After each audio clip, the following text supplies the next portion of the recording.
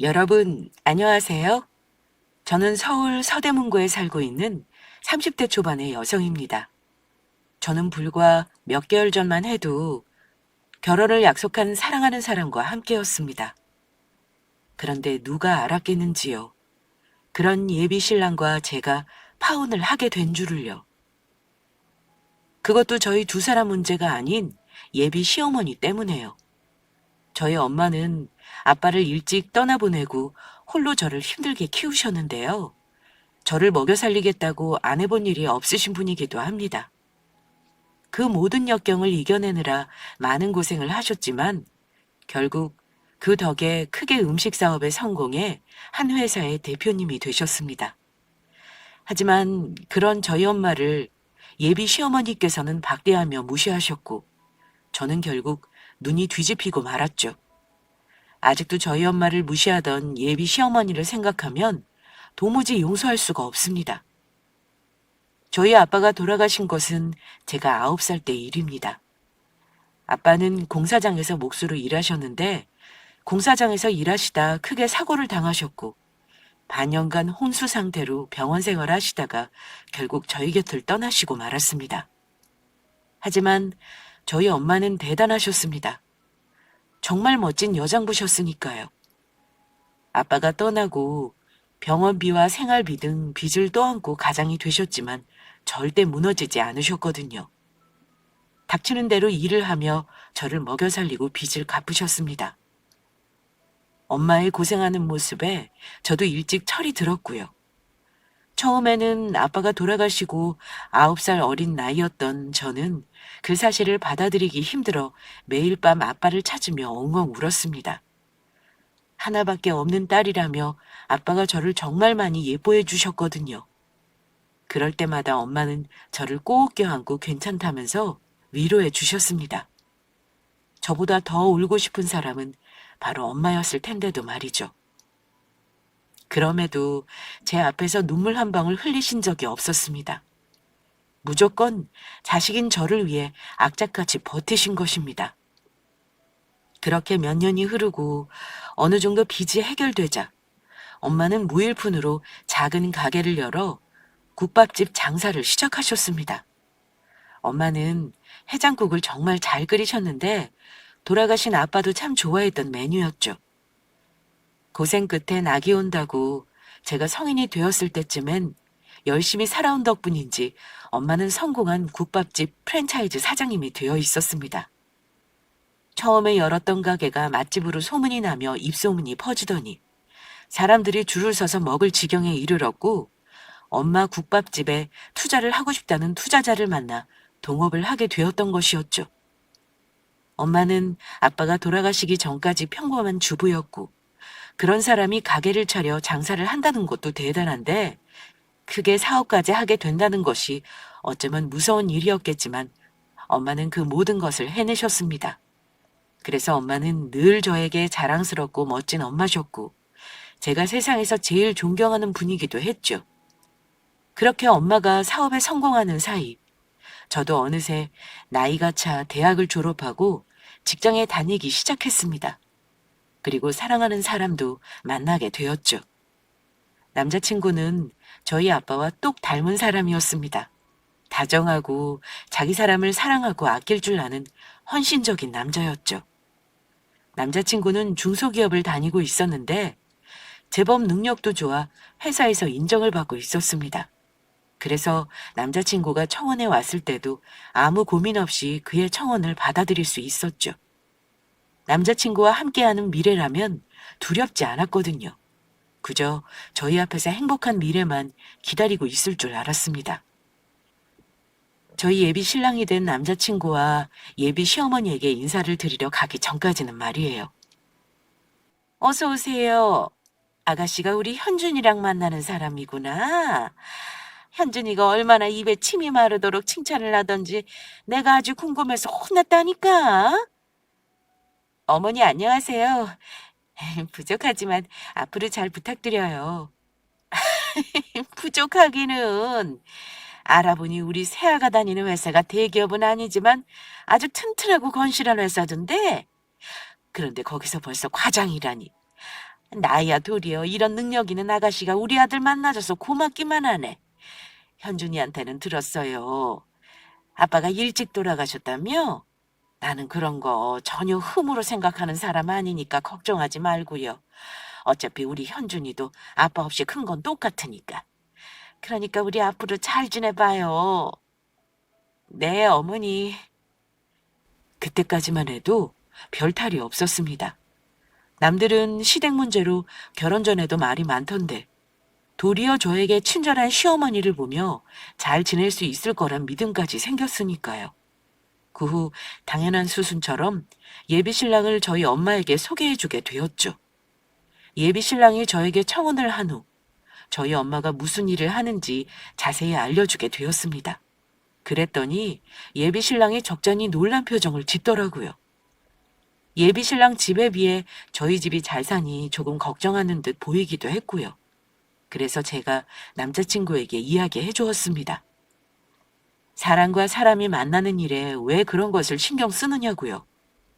우리 서로의 마음이 진심이면 그게 무슨 상관이냐고 이야기해 주었죠. 그 생각은 저희 엄마도 마찬가지였습니다. 고생 끝에 힘든 난관을 이기고 자수성가한 엄마는 사람에 대한 색안경 같은 것이 없었거든요.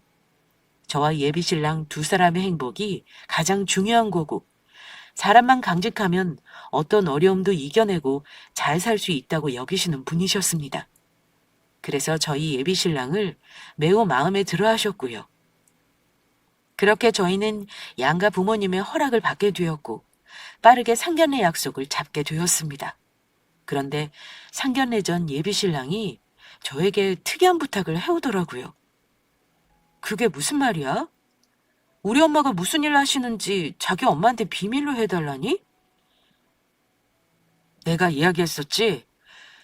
지금은 안 그러지만 아빠 살아계실 때 우리 엄마가 돈 문제로 사고를 좀 친 적이 있다고. 혹시 자기 집 잘 사는 거 알면 우리 엄마가 손 벌릴지 몰라서 그래. 그러니까 일단 내가 우리 엄마한테 직접 말하기 전까지는 비밀로 해주라. 응, 알았어. 자기가 그것 때문에 마음에 걸리는 거라면 그렇게 할게. 어머니께서 지금 그러시는 것도 아니고 너무 걱정하지 마. 내 부탁 들어줘서 정말 고마워. 그때만 해도 예비신랑이 왜 그런 문제로 고민을 하는지 조금 의아했습니다. 어차피 시아버지 살아계실 때 오래전의 일이고 아직 일어나지 않은 일을 괜한 고민을 하는 것은 아닌지 생각도 들었죠. 하지만 예비신랑이 하도 간곡히 부탁해 거절할 수 없었고 상견례 전 저희 엄마에게도 부탁을 하게 되었습니다. 예비사위 부탁이니 엄마도 알겠다며 들어주시게 되었고요. 그리고 얼마 후 저희는 양가 부모님을 모시고 어느 한정식집에서 상견례를 하게 되었죠. 사부인, 이렇게 만나 뵙게 되어 반갑습니다. 많이 부족하지만 저희 아들 잘 부탁드립니다. 아닙니다, 사부인. 저야말로 저희 딸이 아직 어려서 많이 부족하겠지만 부디 예쁘게 봐주셨으면 좋겠습니다. 그런데 우리 아들이 아무리 물어봐도 사부인께서 무슨 일을 하는지 제대로 알려주지를 않아서 그러는데 혹시 어떤 일 하시는지 여쭤봐도 될까요? 그 말에 예비신랑이 조금 긴장한 모습을 보이더라고요. 그래서 저희 엄마는 진실이지만 예비신랑이 걱정할 정보를 뺀 진실을 예비 시어머니에게 알려드렸죠. 국밥집 장사하고 있습니다. 그런데 무언가 기대에 차 환하게 웃던 시어머니께서 저희 엄마가 국밥집을 한다는 소리에 갑자기 표정이 변하시더니 굉장히 떨떠름하신 게 보이더라고요. 국밥집이요? 그 시장에서 파는 싸구려 국밥 말씀하시는 거예요? 네, 그 국밥 맞습니다. 정확히 말씀드리면 해장국 팔고 있어요. 국밥 팔아서 얼마나 남는다고? 그러면은 돈도 얼마 못 벌고 근근히 먹고 사시겠네요. 이건 제가 조금 걱정돼서 하는 말인데 혹시 나중에 결혼하고 나서 저희 아들한테 돈 없다면서 기대는 건 아니죠? 이런 건 결혼 전 확실히 말씀드리는 게 좋을 것 같아서요. 사부인 때문에 우리 아들이 돈 나가는 일은 없었으면 좋겠습니다. 저는 그런 거 절대로 못 참습니다. 그런 건 걱정하지 않으셔도 됩니다. 무슨 일 있어도 제가 김서방이나 제 딸에게 손 벌릴 일은 없을 테니까요. 뭐 그렇다면야 다행이지만 저랑 지금 약속하시는 겁니다? 절대로 저희 아들한테 손 벌리면 안 됩니다. 그럼요. 그건 확실히 약속드리겠습니다. 저희 엄마가 국밥집을 한다는 말에 예비 시어머니의 태도는 제가 튼튼한 직장을 다닌다며 마음에 들어 하실 때와는 전혀 다른 반응이었습니다. 예비 시어머니는 무엇을 기대하셨던 것인지 많이 아쉬워하시면서 탐탁지 않아 하셨으니까요. 어쩔 수 없이 저희 두 사람의 결혼을 허락한다는 느낌을 받았던 것입니다. 그런데 상견례 며칠 후 시어머니께서 저한테 이상한 전화를 해오시더라고요. 아가, 혹시 너희 아빠가 돌아가시면서 너희 엄마한테 남긴 재산 같은 것도 없는 거니? 재산이요? 그래. 나는 네가 대학도 좋은데 나오고 직장도 나름 괜찮아서 집안도 어느 정도 괜찮게 살 거로 생각했는데 그게 아닌 것 같아서 걱정돼서 하는 소리다. 국밥집이라니. 내가 사실 그 소리 듣고 충격을 좀 받았다. 솔직히 우리 집이랑 수준 차이가 나도 너무 나는 거 아니니? 누가 시장에서 국밥이나 파는 집이랑 사돈 맺을 줄 상상이나 했겠니? 그까짓 거 팔아서 얼마나 남는다고. 정말 그러다 네 엄마 늙어서 우리 아들한테 손 벌리는 거 아니지? 아니에요, 어머니. 절대로 그런 일 없으니까 그건 정말 걱정하지 않으셔도 돼요.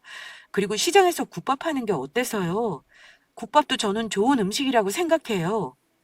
세아가, 네가 국밥을 어떻게 생각하든 그건 내가 상관할 바가 아니고 정말 네 말을 믿어도 되는 거지? 정말 내가 안심해도 되는 건지 묻는 거다. 네, 어머니 안심하셔도 돼요. 아무 걱정하지 마세요. 상견례 때도 그렇지만 저희 집 국밥집을 한다는 소리에 예비 시어머니가 마음에 안 들어 하시는 게 여실히 느껴졌습니다.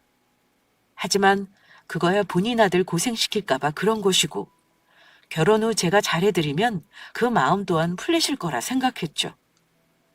모든 것이 저의 착각이란 것이 얼마 지나지 않아 밝혀지게 되었지만요.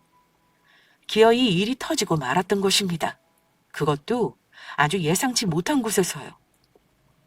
아빠 없이 고생하며 홀로 키워주신 엄마에게 하나밖에 없는 딸이 그동안의 은혜의 보답도 할 겸 전 엄마와 해외여행을 계획하고 있었습니다. 그동안 쓰지 못한 연차랑 휴가를 받아 보름 정도 엄마랑 다녀올 예정이었죠. 그런데 그 사실을 남자친구에게 듣고 전화하신 예비 시어머니는 저에게 이상한 소리를 하셨던 것입니다. 현준이한테 들었다. 네 엄마랑 여행 간다면서? 그것도 유럽으로 해외여행? 네, 결혼하면 이젠 자주 시간도 안 날 것 같고 그래서 결혼 전에 엄마랑 여행 좀 다녀오려고요. 그러면 나는 언제 준비하면 되는 거니? 네? 나는 어떻게 되는 거냐고. 네 엄마 해외여행 보내줄 계획이 있으면은 당연히 내 해외여행도 준비했을 거 아니야. 세아가, 너한테 네 친정어머보다 내가 더 중요한 사람 아니니? 어머니, 그게 무슨 말씀이세요? 어머니께서 현준 씨 어머니고 저한테 소중하고 중요한 분이 맞긴 하지만 제가 개인적으로 저희 엄마랑 해외여행 가려고 준비한 건데 왜 어머니 해외여행 가시는 걸 저한테 여쭈시는지 모르겠어요. 너 이런 식으로 자꾸 네가 싸구려 국밥 하는 집 딸인 거 티 낼래? 네가 애비 없이 커서 뭘 몰라서 그러는 것 같은데 원래 이럴 때는 네 엄마 챙기기 전 당연히 이 시어머니부터 챙기는 것이 맞는 거다. 나는 네 시어머니니 네 친정어머보다 중요한 사람이란 말이다. 그러니까 세아가 네가 네 엄마랑 해외여행 다녀오기 전에 나랑 먼저 다녀오는 것이 맞는 거고 가서 내 짐꽃 노릇도 좀 하고 수발도 들고 내 말이 무슨 뜻인지 알지? 그러니 네 엄마랑 해외여행 계획 잡은 거 취소하고 나랑 먼저 여행 갈 일정부터 잡도록 해라. 일정 잡히면 미리 연락해서 나한테 알려주고 나도 바쁜 사람이라 미리미리 시간 빼놔야 하니까 물론 네 친정어머보다 더 좋은 호텔에 더 좋은 비행기 좌석으로 끊는 거 잊지 말고 그러면 세아가 네 연락 기다리고 있으마. 저는 황당함에 시어머니가 끊은 전화기를 한동안 붙들고 있었습니다. 제가 시어머니 모시기 위해 예비 신랑과 결혼하는 것도 아니고 결혼하기 전부터 저희 친정엄마가 아닌 본인부터 챙기라는 시어머니의 말씀은 너무 터무니없는 것이었으니까요. 그리고 정말로 시어머니가 해외여행을 가고 싶으신 거라면 제가 아닌 예비 시어머니의 자식인 예비 신랑에게 말하는 것이 맞는다는 생각이었고요. 그래서 그 이야기를 예비 신랑에게 하니 예비 신랑도 저에게 미안해했습니다. 뭐? 정말로 엄마 전화해서 그렇게 말씀하셨다고? 그동안 나 키우느라 고생하셨으니 엄마가 나한테 주신 사랑에 조금이라도 보답하고 싶어서 결혼 전에 다녀오려고 준비한 여행인데 어머니가 갑자기 그렇게 나오시니 어떻게 해야 할지 모르겠어. 우리가 아직 결혼한 사이도 아니고 자기한테는 정말 미안한 말이지만 내가 우리 엄마랑 개인적으로 가는 여행을 왜 어머니께서 간섭하시는 건지 솔직히 내 입장에서는 이해가 안 돼. 또 그렇다고 어머니 말씀 안 들어드리면 섭섭해 하실 것 같고. 자기야, 신경 쓰게 해서 정말 미안해. 자기 나랑 결혼하기 전에 장모님이랑 마지막으로 여행 가는 건데 엄마가 이런 식으로 방해할 줄은 몰랐어. 엄마는 눈치 없이 왜 그런 말씀을 하신 건지. 내가 엄마한테 알아듣게 잘 말씀드릴 테니까 신경 쓰지 마. 자기는 장모님이랑 여행 갈 것만 생각해. 이런 일로 신경 쓰게 해서 정말 미안해. 그러면 나 정말 어머니 말씀 신경 안 써도 되는 거지? 그럼 당연하고 말고 나만 믿고 있어. 내가 다 해결할 테니까 전혀 신경 쓰지 않아도 돼. 알겠어. 고마워 자기야. 예비 신랑의 말에 저는 예비 시어머니 일이 잘 해결되었을 거라 철석같이 믿고 있었습니다. 그날 바로 시어머니한테 이야기 드렸으니 안심하라는 예비 신랑의 문자가 오기도 했고요. 그래서 전 예비 신랑의 말만 믿고 안심하고 있었는데 예비 시어머니께서 저한테 다시 연락을 해오신 것입니다. 나다, 네 시어미. 어떻게 내 여행은 잘 준비되고 있니? 여행이요? 어머니, 죄송한데 혹시 현준 씨가 어머니께 말씀 안 드렸어요? 저 이번 여행 저희 엄마 효도 여행으로 다녀온 거라고요. 그동안 홀로 저 키우시느라 엄마가 정말 고생이 많으셨거든요. 그래서 이런 거로 갚기에는 한없이 부족하지만 엄마한테 선물로 드리는 여행이에요. 그러니까 어머니 이번에는 섭섭하셔도 그냥 넘어가 주시면 안 될까요? 제가 현준 씨랑 결혼하고 나면 그때 어머니 해외여행도 보내드리고 다 할게요. 나는 정말 네가 이해가 안 가는구나. 결혼하면 며느리는 출가회인인 거 모르니? 우리 현준이랑 결혼하면 넌 우리 집사람이 되는 거고 세아가 네 앞날은 네 친정엄마가 아닌 내가 어떻게 하느냐에 달려있다는 말이다. 그런데 출가회인이 뭐하러 네 엄마한테 신경을 쓰는지 모르겠구나. 세아가 네가 챙겨야 하는 사람은 네 친정엄마도 아닌 우리 현준이도 아닌 바로 나란 소리다. 그러니까 내가 좋은 말로 할 때 나 먼저 해외여행 데리고 가는 게 좋을 거다. 결혼해서 나한테 매엄마 보고 싶은 게 아니라면. 그래서 내가 원하는 해외여행의 정확한 조건을 알려주자면 내가 묵을 호텔은 적어도 4성급 호텔이어야 한다. 비행기도 비즈니스석 아니면 안 탈 거니까 그렇게 알고 이거는 내가 네 시어머니로서 내리는 첫 명령이다. 어머니 죄송한데 그렇게는 정말 못할 것 같아요. 처음부터 이 여행은 저희 엄마를 위해 계획했던 것이라 어머니 여행은 결혼 후에 그때 준비해서 다녀오는 것으로 할게요. 그러면 이만 끊겠습니다. 뭐라고? 야! 저의 속상함은 정말 이루 말할 수 없었습니다. 그동안 저를 홀로 키우시느라 고생하신 엄마를 위해 특별히 선물로 준비한 여행인데 거기에 왜 시어머니를 끼어 먼저 챙겨드려야 하는지 납득이 가지 않았죠. 그동안 저를 힘들게 키워주신 분은 시어머니가 아닌 바로 저희 엄마였으니까요. 게다가 본인을 먼저 챙기라며 저희 엄마를 무시하는 듯한 시어머니의 태도도 저를 화가 나게 만들었습니다. 내가 예비 신랑과 결혼한 사이라면 시어머니와 저희 친정엄마 모두 섭섭하지 않도록 두 분 다 똑같이 챙겨드리는 것이 맞지만 아직 예비신랑과 결혼한 사이도 아니고 시어머니의 요구는 터무니없는 것이었으니까요. 하지만 예비 시어머니를 향한 저의 그 거절의 한마디가 그 후 얼마나 큰 엄청난 파장을 몰고 올지 저는 알지 못했습니다. 시어머니가 연락도 없이 저희 회사 앞에 찾아온 것입니다. 그것도 점심시간에 맞춰 기다리고 있을 테니 시어머니가 계신 카페로 나오라고 하시더라고요. 그렇게 시어머니의 연락으로 불려간 카페에 도착하자 시어머니는 저를 죽일 듯 노려보았습니다. 이 버르장머리 없는 것. 감히 시어미가 전화를 끊지도 않았는데 먼저 전화를 끊어? 두말하지 않겠다. 너 네 친엄마보다 나 먼저 해외여행 안 보내주면 모두 끝장인 줄 알아. 끝장이라뇨? 어머니, 그게 무슨 말씀이세요? 애비도 없는 근본 없는 것을, 그것도 변변치 않은 비렁뱅이의 가난한 국밥집 딸년을 며느리로 받아줬으면 고마워하지는 못할 망정 내 말을 무시해? 결혼 전부터 이렇게 버르장머리 없이 지 엄마만 챙기는데 결혼하고 나면 오죽할까? 벌써 네 엄마만 챙기고 나부터 안 챙기면 파혼이다. 그러니까 네 엄마 해외여행 가는 거 당장 취소하고 나부터 보내주란 소리다.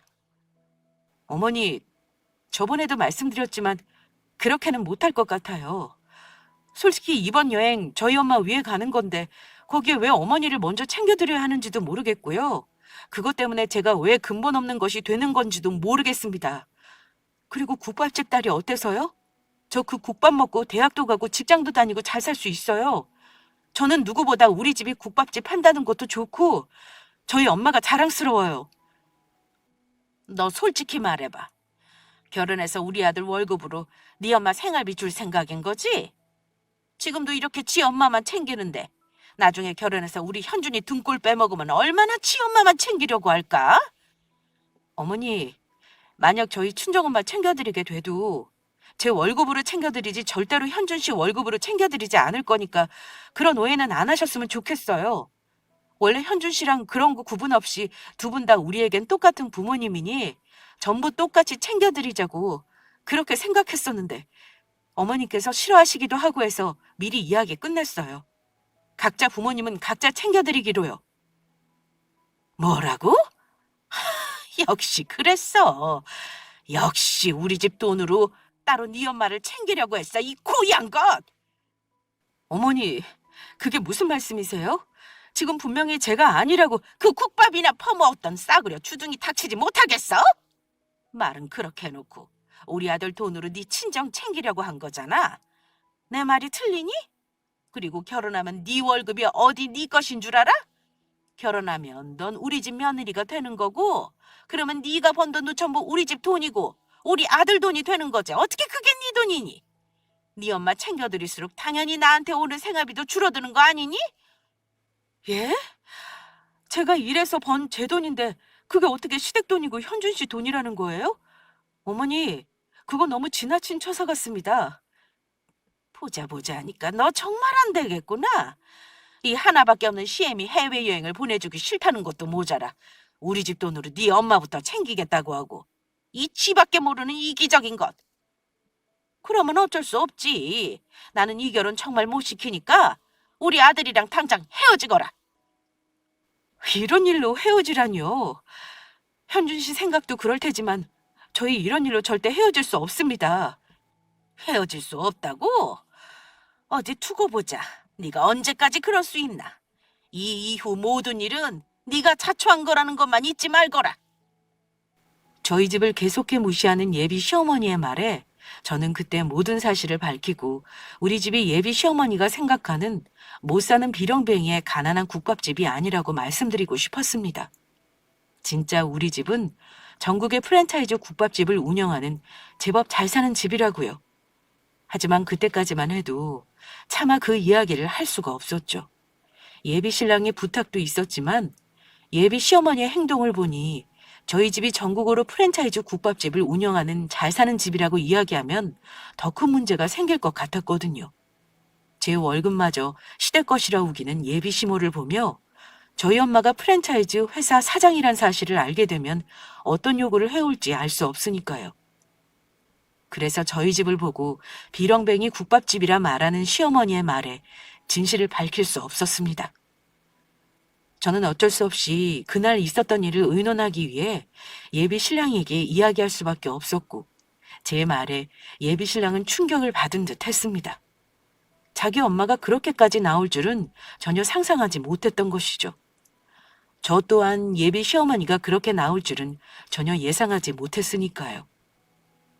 그래서 이를 어떻게 해결할지 고민하다 예비 신랑과 저 모두 예비 시어머니를 만나 설득해보기로 하였죠.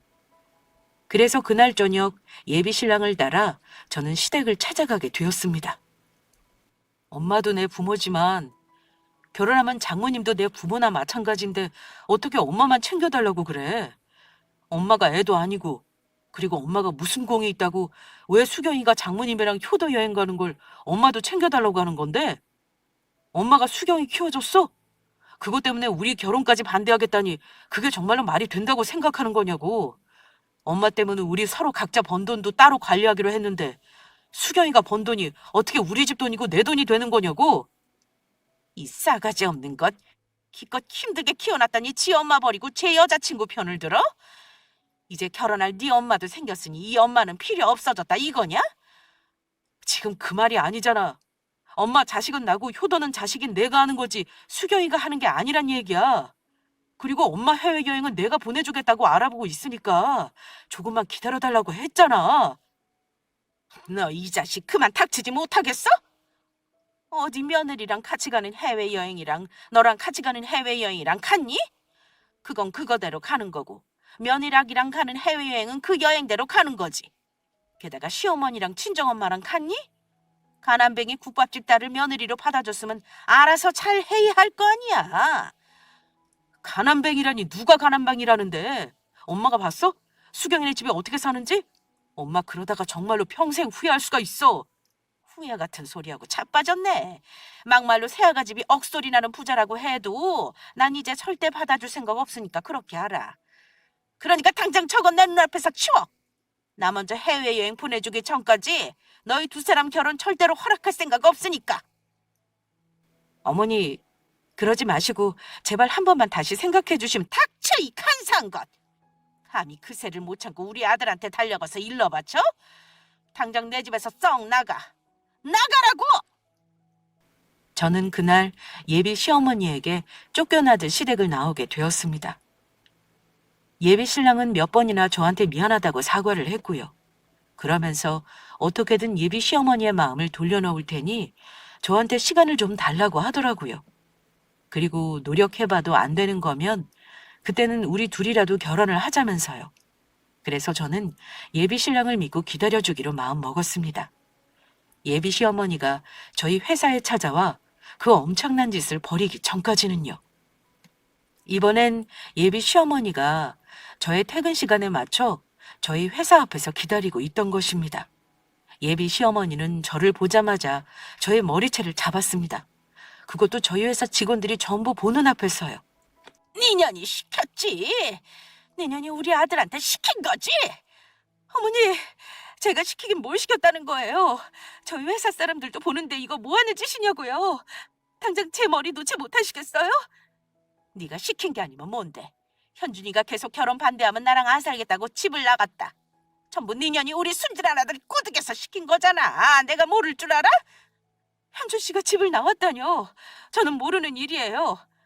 어디 오늘 네가 너 정말로 똑바로 정신 차리게 해주마. 어? 네 시어머니 말을 우습게 보면 어찌 되는지 똑똑히 알려주겠어. 국밥집 딸년 주제에 감히 나를 무시해? 당장 네 엄마랑 가는 여행 취소해. 네 엄마랑 가는 여행 취소하고 나랑 가겠다고 하라고. 저도 더는 참을 수가 없었습니다. 아무리 결혼을 약속한 사랑하는 사람의 엄마라고 하지만 참는데도 한계가 있었으니까요. 자존심 때문인지 고집 때문인지 예비 시어머니는 아직도 제가 저희 엄마랑 가는 해외여행에 집착하며 포기를 하지 못하고 있었습니다. 아무래도 결판을 내야 할 때가 왔다고 생각했죠. 그래서 저는 제 머리채를 잡고 있는 예비 시어머니의 두 팔을 움직이지 못하도록 뒤로 움켜잡았습니다. 그랬더니 예비 시어머니는 아픈지 소리를 지르더라고요. 이게 이제는 지 시어머니까지 잡아 죽이려고 드네.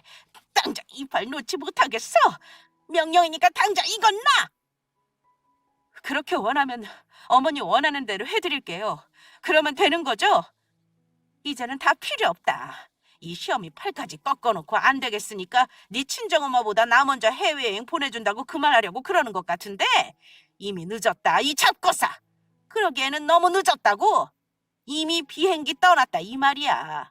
어때? 야구르지? 전부 네 뜻대로 될 줄 알았는데 그게 안 되니 속상해 죽겠지. 이 국밥에 엿 말아 먹을 거사. 그러게 국밥집이나 운영하는 비렁뱅이 네 엄마를 사돈으로 받아주겠다고 했을 때 알아서 키웠어야지. 어머니, 아니 아줌마, 도대체 그게 무슨 말씀이세요? 아줌마 원하는 대로 현준 씨랑 헤어져 드리겠다고 말하려고 한 건데.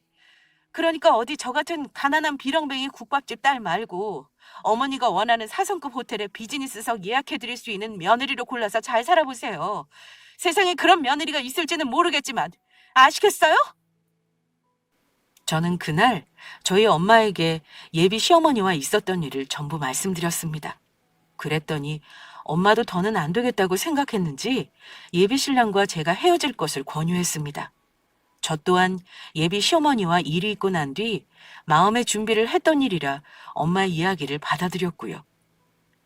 예비 신랑만 보면 헤어지고 싶지 않은 마음이었지만 예비 시어머니의 행동을 보자 도저히 제가 감당할 수가 없겠더라고요. 결혼하고 무슨 일이 벌어질지 무섭기까지 했으니까요. 하지만 저희 엄마는 저한테 했던 예비 시어머니의 행동이 괘씸했는지 이대로는 끝낼 수는 없다고 하시더라고요.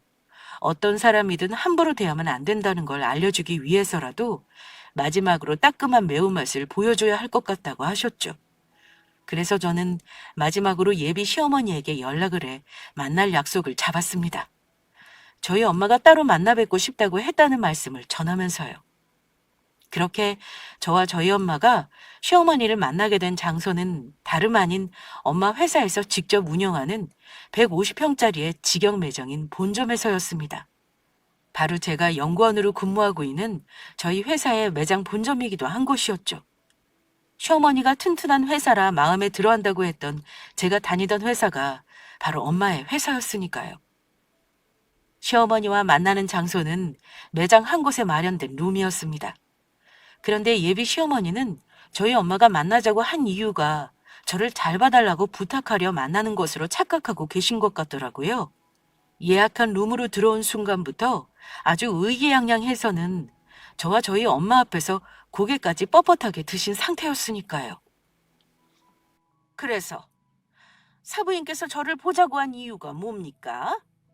제가 누누이 세아가 만나서도 이야기했지만 세아가가 사부인이랑 가는 해외여행 취소하고 저랑 먼저 해외여행 가는 거 아니면 저는 절대 이 결혼 허락할 수 없으니까 그렇게 하세요. 그 전에 세아가가 저한테 했던 그 버르장머리 없는 행동들부터 사과하라고 시키시고요. 저한테 사과하기 전까지는 저는 절대 세아가 받아줄 생각 없으니까. 후레 자식도 아니고 도대체 사부인은 자식 교육을 어떻게 하셨기에 저한테 그런 행동을 합니까? 제 팔을 꺾었단 말입니다. 아무리 애비 없이 커서 근본이 없어도 그렇지 시장 바닥에서 커서 그런가 무식하기는. 그러셨어요? 그래서 사부인 마음이 많이 상하셨나 봅니다. 아, 상하다 마다요? 저런 것을 내가 며느리로 둬야 한다니 속상했어 정말.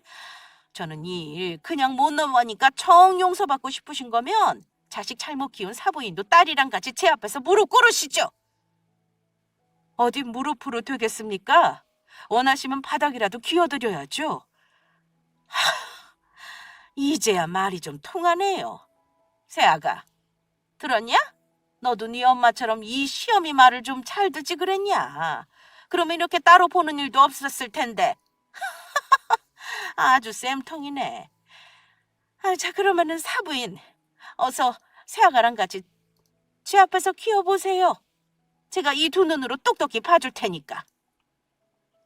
저희 엄마 마지막 말에 더욱 의기양양해진 예비 시어머니였습니다. 그 뒤로 저희 엄마가 무슨 말을 꺼낼지 알지 못한 채요. 이어지는 저희 엄마 말에 예비 시어머니는 뒤로 자빠지려고 했으니까요. 그래야죠. 하지만 그 전에 저도 조건이 하나 있습니다. 조건이라니, 그게 뭔데요? 사부인이야말로 먼저 우리 딸한테 사과를 해줘야겠는데요. 당장 내 딸한테 그동안 괴롭혀서 미안했다고 사과해! 뭐, 뭐? 사과? 내가 무슨 잘못을 했다고 사과야? 당신 우리 딸한테 어떻게 했어? 우리 딸 회사 앞까지 찾아가서 막말에다가 머리채 잡은 것도 모자라 그동안 해외여행 보내달라고 괴롭혔지? 우리 모녀가 해외여행 가는데 무슨 관리로 못 가게 막으며 당신 해외여행을 왜 우리 딸한테 보내달라고 하는 건데? 당신이 내 딸 키우기라도 했어? 그리고 뭐 애비도 없는 근본 없는 것이라고? 변변치 않은 비렁뱅이 국밥집 딸년이야? 나야말로 귀한 내 딸 무식하고 가난뱅이인 당신의 집에 못 주니까 그렇게 알아. 아무리 빌어봐 내 딸 절대 못 줘. 지금 누가 누굴 보고 감히 가난뱅이 집안이라고 하는 거야? 시장에서 국밥이나 파는 주제. 그러면 누가 아쉬워할 줄 알고? 주제 우리 아들이랑 결혼 허락해줬으면 고마워하지는 못할 망정 당신 딸 아니 아줌마 딸년 마음에 안 들었는데 아주 잘 됐네. 어디 얼마나 잘 먹고 잘 사는지 내가 두고 봐줄게. 어머, 그러세요? 얼마든지 두고 보세요. 그런데 일을 어쩌나? 우리는 이미 아주 잘 먹고 잘 살고 있는데. 시장 바닥에서 국밥이나 파는 주제에 잘 살기는 누가 그런 허풍을 믿는다고.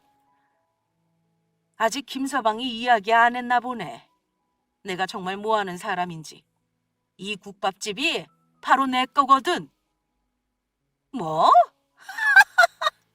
여기 국밥집이 얼마나 유명한 곳인데 아줌마가 사장이라는 거야? 허풍을 떨려면 믿을 만한 허풍을 떨어야지. 이제는 안 되니까 별 거짓말을 다 하네. 이 여편네야, 여기가 어떤 곳인 줄이나 알아? 여기 전국적으로 체인점까지 있는 큰 프랜차이즈 국밥집이라고. 당신이 아는 싸구려 시장 국밥집이랑 다르게. 그런데 뭐? 이 국밥집이 당신 거야? 그렇게 말하면 내가 잘못했다고 빌기라도 할까봐? 아주 어림도 없지. 그리고 당신이 설령 진짜로 여기 프랜차이즈 국밥집 사장이라고 해도 난 절대로 사과할 생각 없으니까 그렇게 알아. 아이, 정말 웃기지도 않아서. 그런데 그때 밖에서 노크 소리가 들렸죠. 그리곤 본점 점장의 목소리가 들려왔습니다. 대표님, 국밥 신메뉴 드시고 싶다고 해서 준비했는데 어떻게 지금 방으로 들여보내도 되겠습니까? 네, 들어오세요. 저희 엄마를 대표님이라 부르며 음식을 서빙하는 점장의 모습에 예비 시어머니는 그대로 얼굴이 굳어버렸습니다. 그리고 음식 서빙을 마치고 점장님이 나가자 예비 시어머니는 저와 저희 엄마 눈치를 살피며 180도 행동이 달라졌죠. 그리곤 저희 엄마 앞에 무릎까지 꿇더니 바짓가랑이를 붙잡는 거였습니다. 사부인, 제가 잘못했습니다. 저것이 아니 새아가가 이렇게 큰 회사 대표님 따님인지 모르고 제가 함부로 그렇습니다. 진작에 알았으면 그렇게 안 했을 텐데. 저기 제발 한 번만 기회를 주시면 안 될까요? 다시 한번 저에게 기회를 주신다면 제가 따님분께 정말 잘하겠습니다. 그러니까 부디 저를 어여삐 여기시오. 그동안의 정을 봐서라도 기회를 주십시오. 국밥 뚝배기 깨는 소리하고 자빠졌네. 당신 조금 전에 뭐라고 그랬어? 내가 진짜로 여기 국밥집 대표라고 해도 사과할 마음 없다면서. 그런데 왜 이제야 딴소리야? 그리고 어디서 감히 시장 국밥을 무시해? 나도 시장에서 국밥집으로 시작했고 여기까지 왔다고. 국밥집 운영하는 게 어디 보통 일인 줄 알아? 그건 저한테 이런 큰 회사 따님을 며느리로 두는 횡재가 없을 거라 생각해서 한 소리고요. 누가 이런 집과 사돈 맺는 걸 마다하겠습니까? 그러니까 사돈, 우리 귀한 사부인, 저에게 제발 기회라도 주십시오. 그리고 저도 시장국밥 아주 좋아합니다. 제가 제일 좋아하는 음식이 국밥이라고요. 나는 내 딸이랑 이만 가볼 테니까 여기 있는 국밥을 다 처먹든지 말든지 하고 우리 귀한 딸 당신 같은 사람한테 며느리를 못 주니까 그렇게 알아. 우리 다시는 얼굴 보지 말자고, 이 아줌마야. 이 말 하려고 오늘 당신 보자고 한 거니까 어떤 사람이든 함부로 무시하거나 대하면 안 되는 거라고. 그렇게 엄마와 저는 자리에서 일어나서 가게를 떠나려고 했죠. 그러자 이번엔 시어머니가 저한테 기어와 떠나려는 저의 바짓가랑이를 붙잡는 것이었습니다. 세아가님, 이렇게 부탁드릴 테니 우리 아들이랑 결혼해 주세요. 제발 이렇게 부탁드립니다. 제발 우리 아들 버리지 말아주세요. 어머니, 저를 잡으시려면 진작 잡으셨어야죠. 어머니께서 저희 회사에 찾아와 제 머리채 잡았을 때 우리 인연은 거기서 이미 끝난 거라고요. 제가 다니는 회사 대표가 저희 엄마라는 걸 상상도 못 하셨죠? 그러면 어머니, 근본 없는 저는 이만 떠나드릴 테니까 어디 근본 있게 어머니 혼자 오랫동안 행복하게 잘 살아보세요. 그리고 아빠 없다고 저 근본 없는 거면 현준 씨도 근본 없는 거겠네요? 그러면 어머니, 국밥 잘 드시고 나오세요. 아가님! 엄마랑 밖으로 나오는데 예비 시어머니야 아쉬워하는 대성통곡하는 소리가 밖까지 들렸습니다. 함부로 사람을 무시하는 것도 모자라 결혼 전부터 저한테 말도 안 되는 요구를 하며 시집살이를 시키려다가 된통 당하고 만 것이죠. 모든 것이 예비 시어머니 스스로 자초한 일이긴 하지만 말이에요. 그 일이 있은 후 저는 예비 신랑을 만나 그간 시어머니와 있었던 일을 설명하게 되었고 결국 저희 두 사람은 헤어지게 되었습니다. 예비 시어머니의 지나친 행동에 예비 신랑도 차마 저를 잡을 수 없을 것 같다고 하더라고요. 결혼하게 되면 제가 고생할 것이 뻔히 보였으니까요. 예비 신랑은 헤어지며 저한테 많이 미안해했습니다.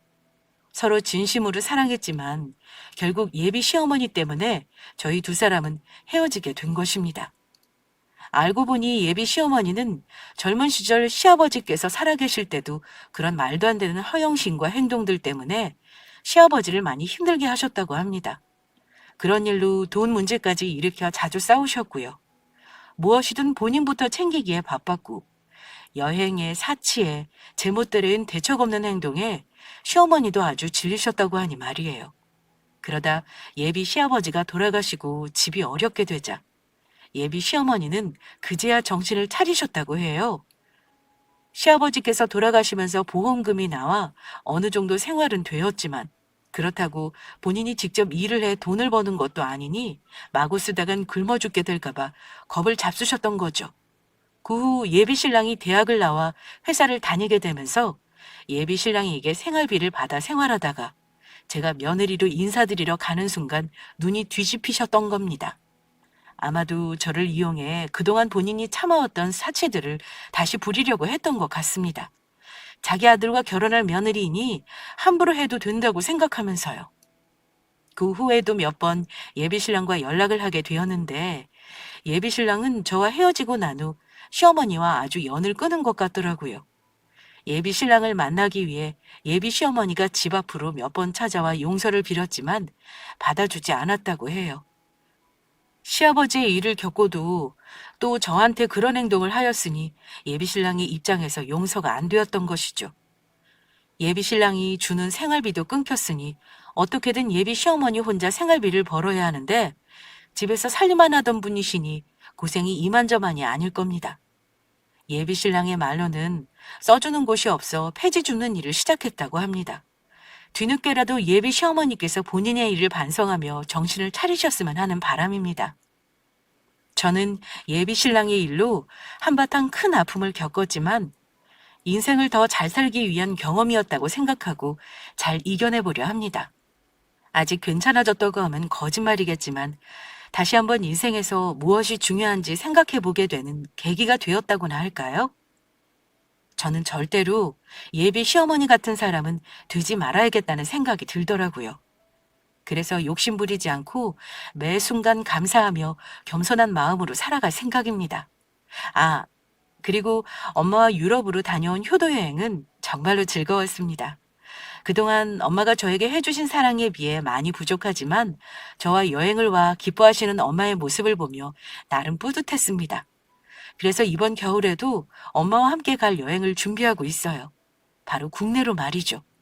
우리나라에도 예쁜 곳들이 많으니 원 없이 여행을 다녀볼 생각입니다. 엄마와 예쁘고 행복한 추억들을 많이 만들어 볼 예정입니다. 여러분들도 소중한 사람들과 여행은 아니더라도 함께 시간을 보내며 예쁘고 행복한 추억을 많이 만들어 보셨으면 합니다. 절대로 후회할 일 없는 행복한 경험이 될 테니까요. 그러면 저는 이만 여기서 제 사연을 줄이도록 하겠습니다. 끝까지 들어주셔서 감사합니다.